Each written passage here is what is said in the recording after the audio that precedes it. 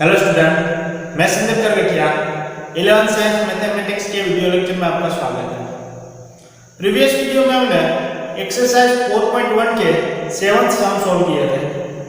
आज हम आगे के कुछ एग्जांपल सॉल्व करने वाले हैं, सम सॉल्व करने वाले हैं। क्वेश्चन नंबर 8 देखो। क्वेश्चन नंबर 8 में हमें क्या प्रूव करना है कि 1 * 2 + 2 * 2 square + 3 * 3 cube 2 cube plus up to n into 2 raised to n is equal to n minus 1 into 2 raised to n plus 1 plus 2 for all n belongs to n में। इसको मैंने क्या बोला था? for all, जितने भी मेरे n है वो किसमें से लेने हैं? कैपिटल n में से, मतलब नेचुरल नंबर में से लेने हैं। और इसको मैं प्रूफ किसकी मदद से हमें करना है भाई? Bye PMI। PMI का मतलब मैंने क्या बोला था? Principal of mathematical induction. इसकी मदद से हमें इसको प्रूफ करना है। तो इसको प्रूफ करने के लिए हमें बेसिक फॉर्मूला 3 स्टेप में मैंने बताया था आपको कि भाई 3 स्टेप में चलना है। ओके, पहला स्टेप क्या है कि n = 1 के लिए हमारे पास जो भी स्टेटमेंट है P1 प्रूफ कर दो। सेकंड स्टेप में क्या करना है कि भाई मान लो कि हमारा n = k के लिए हमारा जो स्टेटमेंट pk है वो क्या है? ट्रू है, मतलब राइट है, सच्चा है। फिर से थर्ड स्टेप में हमने क्या प्रूफ किया कि भाई अगर pk के लिए जो ट्रू है तो pk + 1 के लिए भी ट्रू कर दो। क्लियर? अगर जो 3 टेस्ट में पास हो जाता है हमारा स्टेटमेंट, ये स्टेटमेंट 3 टेस्ट में पास हो जाता है तो हमारा स्टेटमेंट क्या है? ट्रू है, मतलब n की सभी वैल्यू के लिए हमारा स्टेटमेंट जो है वो ट्रू है। ओके, तो चलो हमने ये भी आपको बताई थी बात कि कोई भी स्टेटमेंट कोई भी PMI हम किस पर अप्लाई कर सकते हैं? कोई स्टेटमेंट ऊपर। तो हम पहले तो स्टेटमेंट लिखेंगे, तो इसको मैं हटा देता हूं, ठीक है। तो स्टेटमेंट मान लेते हैं लेट PMB क्या है? PMB स्टेटमेंट है, गिवन स्टेटमेंट है। तो PM कैसे लिखेंगे? PM और दो छोटे छोटे पॉइंट, फिर जो भी हमें प्रूफ करना है वो लिख देना है, ठीक है ना। चलो आगे हम क्या देखेंगे भाई कि n = 1 के लिए देखते हैं। तो n = 1, तो जहां भी n है वहां का क्या रख देंगे हम? 1। तो ये हो जाएगा मेरा P1 का मतलब क्या होता है? हमें 1 तक ही जाना है। n का मतलब क्या है? हमें n तक जाना है। P1 का मतलब क्या होता है? 1 तक ही जाना है। 1 तक जाएंगे तो यहाँ 1 * 2 लेफ्ट हैंड साइड क्या काम करता हूँ, राइट हैंड साइड क्या करना है? जहां भी n है वहां क्या रख देना है? 1। तो यहाँ मैं 1 रख दूंगा तो 1 - 1 यानी 0, ये हो जाएगा 0। ये 2 raised to 1 + 1 यानी 2, ये क्या हो जाएगा? 2 प्लस ये 2 तो एज इट इज 2। 1 * 2 2, ये 0 * 2 स्क्वायर यानी ये तो 0 हो गया ना। 0 मल्टीप्लाई कोई भी वैल्यू हो 0 ही होती है। ये हो गया 0 + 2 यानी कि ये आ गया 2। तो 2 = 2, राइट है ना। ओके, तो हम बोलेंगे कि भाई हम के n = 1 के लिए हमारा स्टेटमेंट जो है ट्रू है, मतलब कि गिवन स्टेटमेंट या तो डायरेक्ट बोल दो कि P1 is true for n = 1। Clear?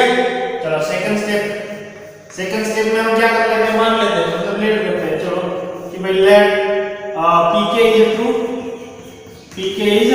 true, मेरा pk है वो ट्रू है for some n equal to k। n = k के लिए मेरा pk क्या है? ट्रू है। तो pk लिखते हैं पहले तो ये pk क्या बनेगा? तो pk कैसे लिखेंगे हम? pk फिर दो छोटे पॉइंट, फिर जो भी मेरे पास गिवन स्टेटमेंट है वो किसमें है? n में। अब मुझे क्या करना है? k में लिखना है। तो जहां भी n है वहां क्या लिखूंगा मैं? k। चलो ये हो गया, देखो 1 * 2 + 2 * 2 square plus 3 * 2 cube plus up to क्या आएगा? n की जगह k * 2 raised to k is equal to k - 1 into 2 raised to k plus 1 plus 2। और फॉर ऑल n की जगह k बिलोंग्स टू कैपिटल। बहुत सिंपल है, इसको बोलेंगे हम इक्वेशन नंबर 1। क्लियर? चलो अब क्या करेंगे थर्ड स्टेप, ये third step pk plus 1 we need to show that, हमें प्रूफ करना है ना, हमें प्रूफ करना है, तो we want to prove, हमें प्रूफ करना है, क्या प्रूफ करना है कि pk plus 1 is a true for n is equal to k plus 1, clear. तो ये हमें क्या करना है, प्रूफ करना है। तो चलो पहले तो लिख लेते हैं pk plus 1, pk plus 1 लिख लेते हैं। तो pk plus 1 कैसे लिखेंगे, k तक तो ये क्या है, k टर्म है ना, तो k टर्म तो हम जाएंगे, यानी ये हो जाएगा 1 into 2 2 into 2 square plus 3 into 2 cube plus up to, ये हम आ गए हमारे k टर्म। फिर हमें k plus 1 टर्म चाहिए ना, तो क्या करेंगे, k की जगह k plus 1 रख देंगे, तो ये आ जाएगा k plus 1 into 2 raised to k plus 1। चलो ये हमारी लेफ्ट हैंड साइड आ गई। अब राइट हैंड साइड दिखाओ, तो राइट हैंड साइड में क्या आएगा, देखो k minus 1 है ना, हमें k plus 1 यहाँ रखेंगे तो प्लस 1 और माइनस 1 कट हो जाएगा, तो बचेगा क्या, ओनली k, यहाँ 2 raised to k plus 1 plus 1 k plus 1 plus 2 तो ये जी साइन। चलो अब क्या करेंगे, LHS लेते हैं और RHS दिखाते हैं, तो LHS ले लेते हैं। चलो LHS, और LHS में ये इतना जो मेरा पोर्शन है ना, ये तो मेरा pk है, देखो मैं लिखता नहीं हूं, तो आपको पता है सब कुछ, ठीक है ना। तो ये जो मेरा पोर्शन है ना वो pk है, देखो तो pk इज इक्वल टू, ये मैं लिख सकता हूं ना, तो यहाँ क्या लिखूंगा मैं, k minus 1 into 2 raised to k plus 1 plus 2 as it is, और ये तो ये लिखना पड़ेगा ना k टर्म वाला, plus k plus 1 into 2 raised to k plus 1। चलो ठीक है यहाँ तक। चलो आगे देखो, एक काम करते हैं, इन दोनों जो टर्म है ना उसको साथ में लिखते हैं, क्योंकि यहाँ से मेरा 2 raised to k plus 1 जो है ना वो कॉमन निकलता है ना, देखो इसको साथ में लिखते हैं, तो ये हो जाएगा k minus 1 into 2 raised to k plus 1 plus यहाँ से k plus 1 into 2 raised to k plus 1 plus 2। Okay, चलो यहाँ देखो ये LHS is equal to, इन दोनों में से 2 raised to k plus 1 common निकाल लेता, तो ये निकल गया 2 raised to k plus 1, तो यहाँ क्या बचा k minus 1 प्लस यहाँ क्या बचा k plus 1, और ये प्लस 2 तो ये चीज था। चलो कैलकुलेट करो, तो ये हो जाएगा 2 raised to k plus 1, देखो ये माइनस 1 और ये प्लस 1 कट जाएगा, तो यहाँ क्या आएगा 2k plus 2। चलो RHS में देखो हमें क्या है, तो लेना है यहाँ k, तो इस k को मैं आगे लिख देता हूँ, और 2 raised to ये k plus 1, और यहाँ देखो ये बेस कॉमन है ना, बेस एक जैसा है, तो हम एक्सपोनेंट का क्या कर सकते हैं, एडिशन कर सकते हैं, तो मतलब एक्सपोनेंट यहाँ क्या है k plus 1, तो यहाँ क्या है 1, तो k plus 1 plus 1 हो जाएगा plus 2, लेकिन ये तो RHS है, देख लो ये क्या है मेरा RHS, इसका मतलब कि LHS और RHS सेम आ गए। LHS अगर LHS और RHS left hand side and right hand side अगर सेम आते हैं, तो हमारा जो भी स्टेटमेंट है वो ट्रू है। कौन सा स्टेटमेंट है यहाँ भाई, pk plus 1, तो हम लिखेंगे कि pk plus 1 इज ट्रू, और हमें किसकी मदद से pk plus 1 ट्रू मिला, pk की मदद से, यानी कि अगर pk ट्रू है is a true, then implies pk plus 1 is also true. और जो pk और pk plus 1 ट्रू होते हैं, हमने 3 टेस्ट किए ना, देखो p1 भी बताया ट्रू है, pk भी बताया ट्रू है, और pk plus 1 भी बताया ट्रू है। अगर तीनों टेस्ट में पास होता है हमारा स्टेटमेंट, तो हम लिखेंगे कि by PMI, principle of mathematical induction, के by principle of mathematical induction जो लॉ है हमारा, उसके अकॉर्डिंग गिवन स्टेटमेंट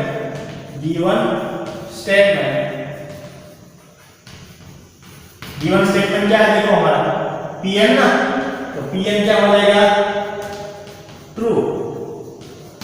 कितने n के लिए? तो for all n belongs to n के लिए, सभी n के लिए हमारा स्टेटमेंट क्या हो जाएगा? ट्रू। है कि नहीं? बहुत ही आसान, सिंपल, एकदम सिंपल एग्जांपल है सर। क्लियर? चलो आगे देखते हैं। क्वेश्चन नंबर 9 देखो। क्वेश्चन नंबर 9 में क्या है? हमें क्या प्रूफ करना है कि 1/2 plus 1/4 plus 1/8 plus up to 1/2 raised to n is equal to 1 minus 1/2 raised to n for all n belongs to capital N। Okay, ये हमें प्रूफ करना है। चलो प्रूफ करने के लिए पहले तो क्या करेंगे, हम कोई स्टेटमेंट ले लेंगे ना, कोई स्टेटमेंट ले लेते हैं। और स्टेटमेंट हम क्या लेते हैं? Pn। लेट Pn क्या है हमारे पास? गिवन स्टेटमेंट है, गिवन स्टेटमेंट। ओके, और स्टेटमेंट को कैसे लिखते हैं हमें पता है। Pn डॉट पॉइंट, फिर ये जो हमें प्रूफ करना है ये हमारा क्या बन जाएगा?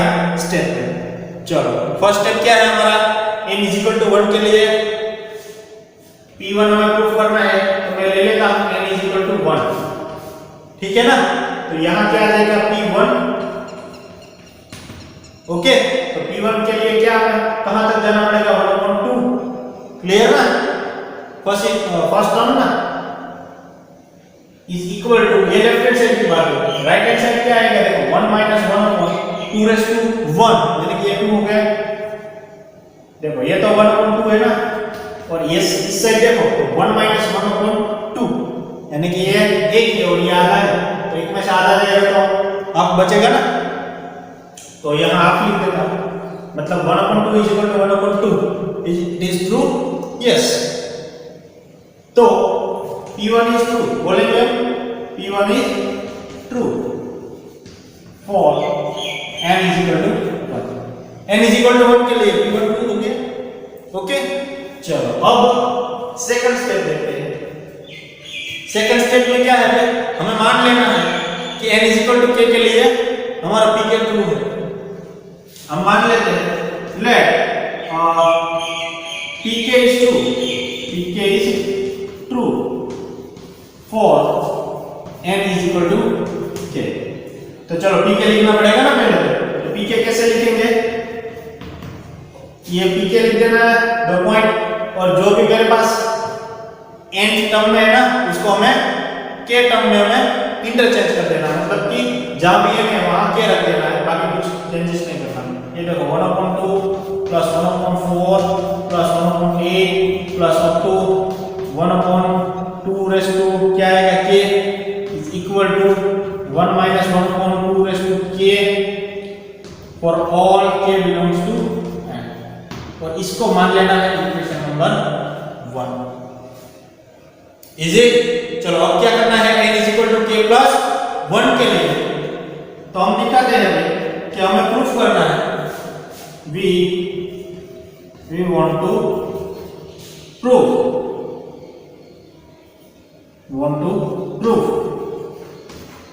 क्या हमें प्रूफ करना है कि pk plus 1 is true for n is equal to k plus 1। ठीक है ना? तो कैसे लिखेंगे? देखो pk plus 1, पहले तो हम kth टर्म तक जाएंगे, यानी कि ये मेरे kth टर्म है, तो 1/2 plus 1/4 plus 1/8 plus up to 1/2 raised to k। फिर आगे वाली जो टर्म है वो कौन सी आएगी? k plus 1 वाली टर्म, ये kth टर्म है तो आगे वाली k plus 1 टर्म आएगी। तो k plus 1 टर्म लिखने के लिए हमें अब पता है क्या करते हैं, हम k की जगह k plus 1 रख देते हैं, तो ये आ जाएगा 2 raised to k plus 1 is equal to, यहाँ देखो 1 minus 1/2 raised to k plus 1। Okay, easy है ना? चलो अब LHS लेते हैं और आंसर दिखाते हैं। तो LHS देखो, LHS में देखो यहां तक तो मेरा pk टर्म pk है ना, इतना मेरा पोर्शन क्या है? pk, और pk is equal to 1 minus 1/2 raised to k लिखते हैं। 1 minus 1 upon 2 raised to k plus ये तो as it is 1 upon 2 raised to k। Clear? चलो अब ये वीडियो यहाँ से पॉज अप कर देना, फिर सोचना कि भाई यहाँ से मैं क्या कर सकता हूँ, मुझे ये चाहिए ना, मेरा RHS ये लाना है, तो RHS लाने के लिए मैं यहाँ से क्या कर सकता हूँ, पहले सोचना दो 1-2 मिनट। ओके, फिर अगर मैं समझ में आएगा तो वीडियो स्टार्ट करो। तो देख लो यहाँ से और एक काम मैं कर सकता हूँ 1 upon 2 raised to k plus इसको मैं ऐसे लिख सकता हूँ, देखना 2 raised to k into 2 raised to k plus 1 मैं यहाँ आपको डिस्क्राइब कर देता हूँ। 2 raised to k प्लस 1 था जो था ना, उसको मैंने क्या लिखा 2 raised to k into 2। अगर मेरा बेस सेम है तो एक्सपोनेंट का मैं एडिशन कर सकता हूँ ना, तो यहाँ देखो बेस सेम है तो एक्सपोनेंट का ये k और ये 1 k प्लस 1 हो गया, तो इसको मैंने ऐसे लिख दिया। क्यों? क्योंकि यहाँ से मुझे देखो कॉमन कुछ निकल रहा है, कुछ मिल रहा है।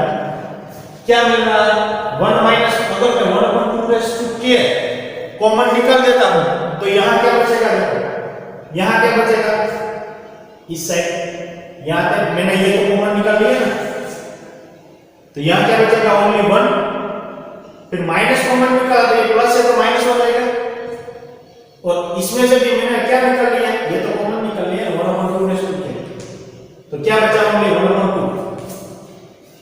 आई बात समझ में? चलो अब कैलकुलेट करो 1 minus 1 upon 2 raised to k। अब ये देखो 1 में से हाफ निकाल दो तो क्या बचेगा, हाफ, मतलब 1 upon 2 बचेगा, तो 1 minus 1 upon 2 raised to k into 2 क्या होगा 2 raised to k plus 1। अगर बेस यहाँ सेम है तो एक्सपोनेंट का हम एडिशन कर सकते हैं। शायद ये मुझे लाना था, ये देखो RHS आ गया ऑटोमेटिकली, ये तो मेरा क्या है RHS है, इसका मतलब LHS इज इक्वल टू क्या मिल गया मुझे, RHS। LHS is equal to क्या हो गया, RHS। अगर LHS और RHS सेम होते हैं तो हम बोलेंगे कि हमें जो भी स्टेटमेंट गिवन है वो क्या हो जाएगा, ट्रू। कौन सा स्टेटमेंट था, pk प्लस 1 वाला, तो हम लिखेंगे कि pk plus 1 is true. Okay, तो हम लिखेंगे फिर से कि भाई अगर pk 2 है, pk is true, then pk plus 1 is also true। Okay, फिर लास्ट में क्या लिखेंगे हम, ये अगर मिस करोगे तो आपका एक मार्क्स चला जाएगा। ये जो लास्ट में लाइन लिखते हैं ना कि by PMI principle of mathematical induction by PMI given statement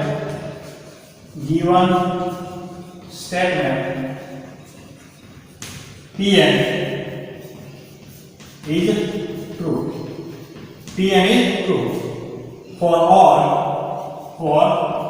n belongs to capital। आई बात समझ में? यहाँ से थोड़ा डिफरेंट था, बाकी एग्जांपल सारे सब सेम ही है। ठीक है, चलो आगे वाला देखते हैं एग्जांपल क्या बोलता है। चलो आगे देखो, क्वेश्चन नंबर 10 है जो मैं आपको होमवर्क में देता हूँ, अब ट्राई करना, बहुत ही सिंपल है। ओके, सॉल्व हो जाएगा।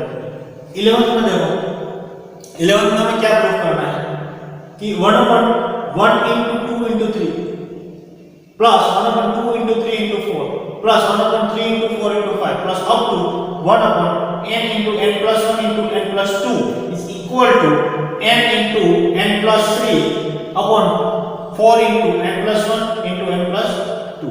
ये हमें प्रूफ करना है for all n belongs to n के लिए। ठीक है ना, बाय PMI की मदद से। तो चलो मैं इसको प्रूफ करते हैं। प्रूफ करने के लिए हम पहले तो स्टेटमेंट ले लेते हैं ना, let Pm be statement given statement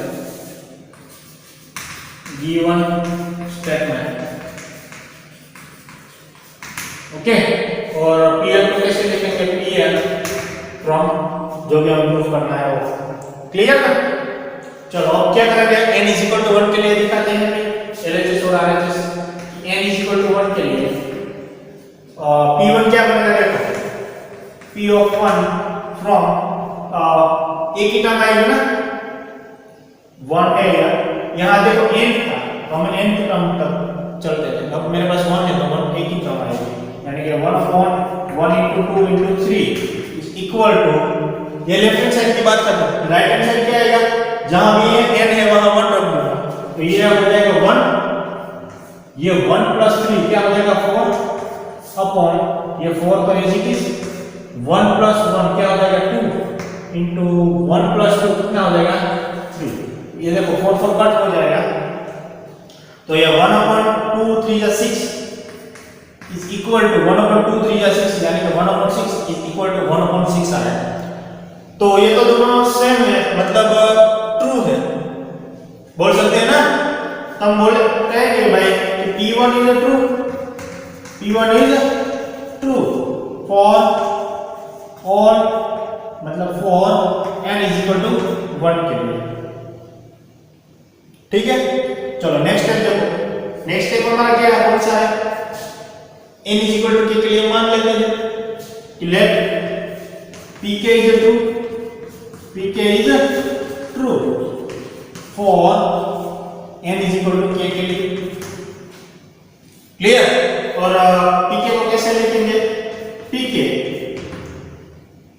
जो भी हमारे पास pm में जो भी जहां भी n था वहां हमें क्या रख देना है k, बाकी कुछ चेंजेस करते हैं तो 1/1 into 2 into 3 plus 1/2 into 3 into 4 plus 1/3 into 4 into 5 plus up to 1/n into n plus 1 into n plus 2 is equal to क्या आएगा देखो k into k plus 3/4 into k plus 1 into k plus 2 और for all k belongs to n। Okay, चलो इसको equation number 1 मान लेते हैं और अब थर्ड स्टेप में देखते हैं। थर्ड स्टेप में हमें क्या बताना है कि we want to प्रूव करना है।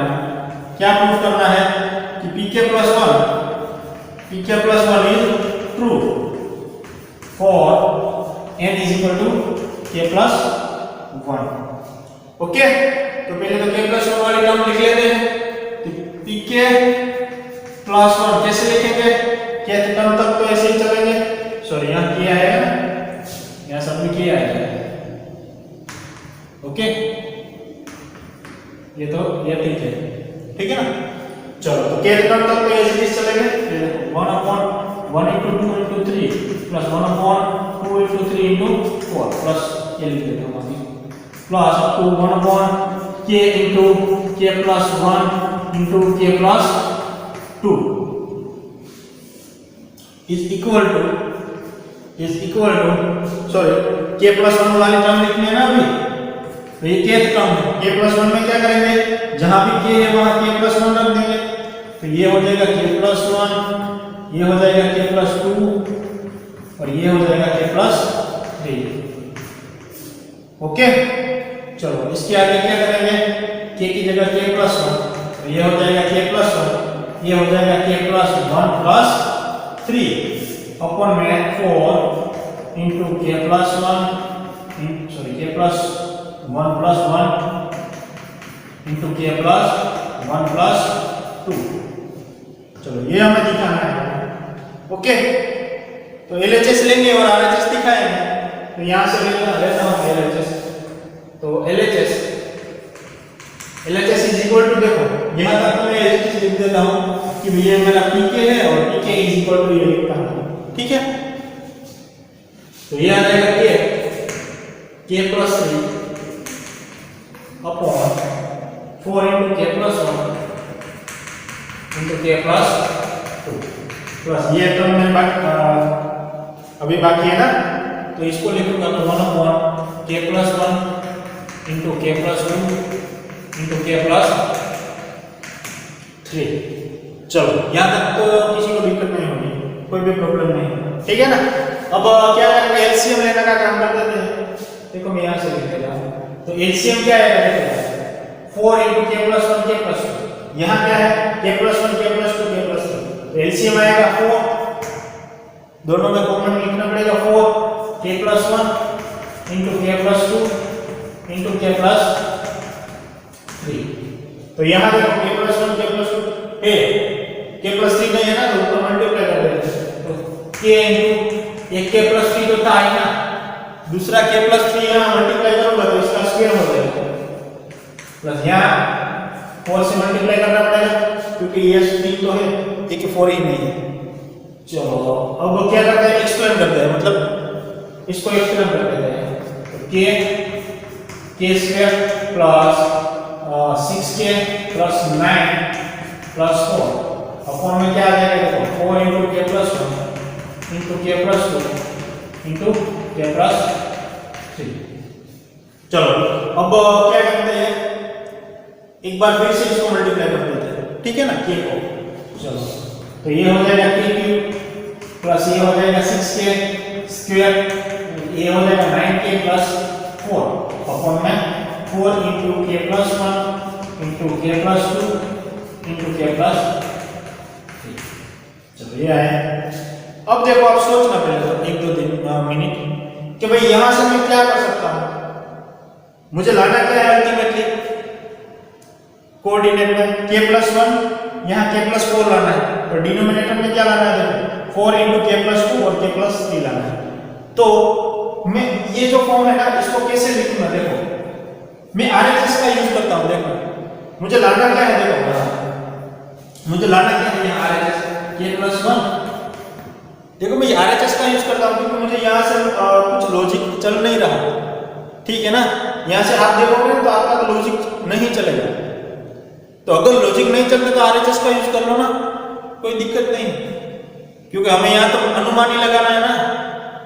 इंडक्शन का मतलब अनुमान ही लगाना है, कोई तो अनुमान लगा के देखो ये क्या होता है, मान के देखो, ठीक है ना। तो मैं मान लेता हूँ RHS, फिर यहाँ ऊपर जाता हूँ, क्योंकि ये तो बहुत ही कम सम है इसमें टेक्स्ट बुक में। तो अब बाकी की रेफरेंस बुक अगर चेक करोगे तो उसमें तो कई सारे सम है, और कई सारे सम में हम LHS लेते हैं, फिर थोड़ा कैलकुलेट करते हैं, फिर RHS से शुरू करते हैं।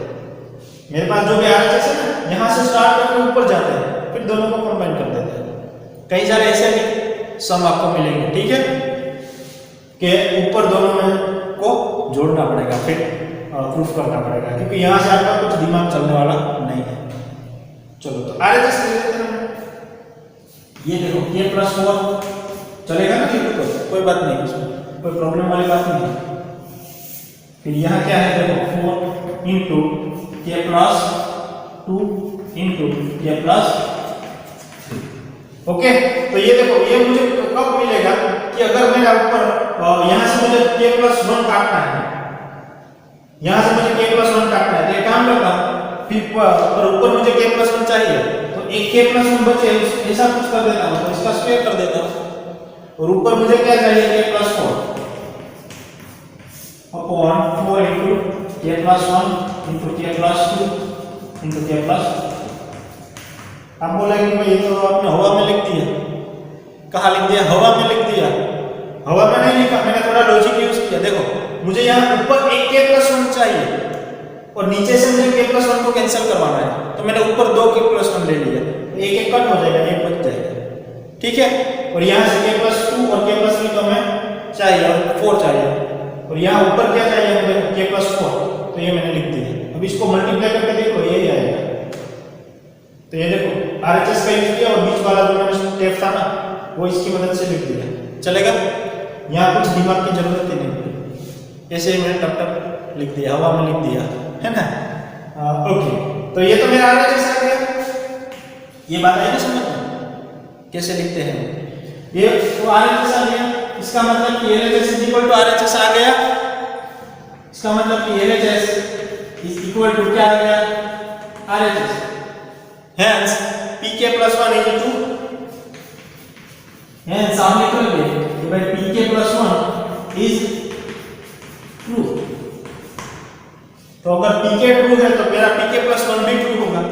by pmi principle of mathematical induction given statement is true for all n belongs to n के लिए। ये आप लिख लेना लास्ट में जो लाइन आती है वो यहाँ स्पेस में जगह नहीं कम है, ठीक है ना। तो बहुत ही सिंपल क्वेश्चन है यहाँ पर, आपको थोड़ा ध्यान देना पड़ेगा कि ये जो कॉमन सी बात है कि सभी सम एक जैसे है, तो आपको कोई सिंपल क्वेश्चन तो कोई पूछने वाला नहीं है। क्वेश्चन यही ऐसा पूछ गया है कि भाई यहाँ से आप अटक जाओ। अगर कोई एग्जामिनर है तो एग्जामिनर तो यही चाहेगा ना कि आप कुछ सोच के लिखो, तो यहाँ से आप अटक जाएंगे तो आपको पता नहीं चलेगा कि भाई अब आगे का स्टेप क्या करना है। यहाँ से आप स्टॉप हो जाओगे तो आपके 1-2 मार्क्स कट हो जाएंगे, एक या 1.5 1.5 या तो कट हो सकते हैं, ठीक है ना। तो ये सोच के समझो पहले, ठीक है। ये समझना बहुत ही जरूरी है क्योंकि जो टेक्स्ट बुक में सम है इसके आप इससे अलावा भी कोई सम आ सकता है एग्जाम में। क्लियर? तब समझो कैसे सोल्व करते हैं, कैसे आरएचएस का यूज करते हैं। हम आगे क्वेश्चन कोई भी ऐसा होगा डिस्कस करने वाले हैं, ठीक है ना। तो आपका बेसिक जो है ना इसके लिए वो क्लियर हो जाए। चलो।